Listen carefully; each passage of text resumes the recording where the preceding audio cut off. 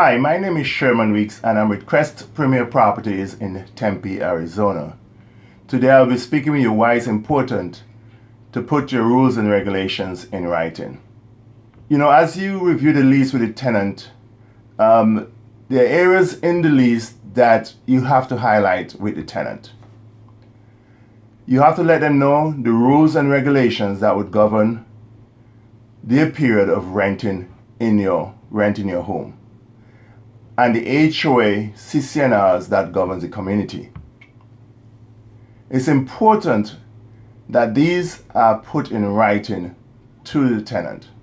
Now, here's some things that you should include. The rental due date. When is rent due?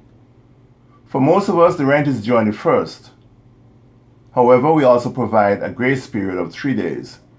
So if the rent is due on the 1st but must be paid by the 4th, it's important that the tenant knows this. What utilities, if any, are the tenant responsible for? Are they responsible for gas, electricity, and water? If that's the case, you must highlight in the lease what utilities the tenant are required to pay monthly.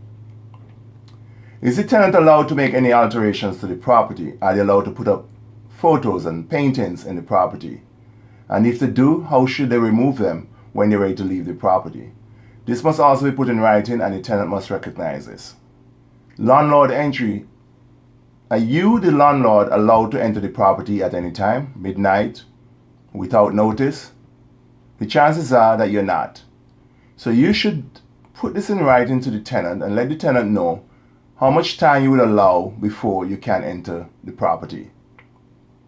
The guest policy. Is the tenant allowed to keep guests?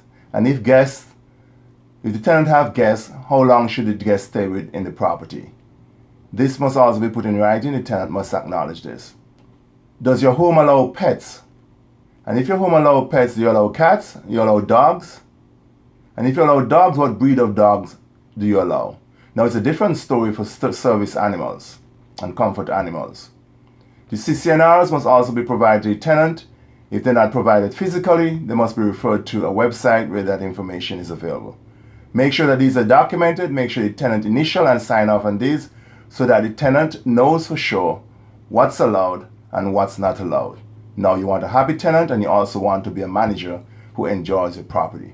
Thanks for listening. If you have any questions, please give us a call. I'm Sherman Weeks and I'm with Crest Premier Properties here in Tempe, Arizona. Thank you.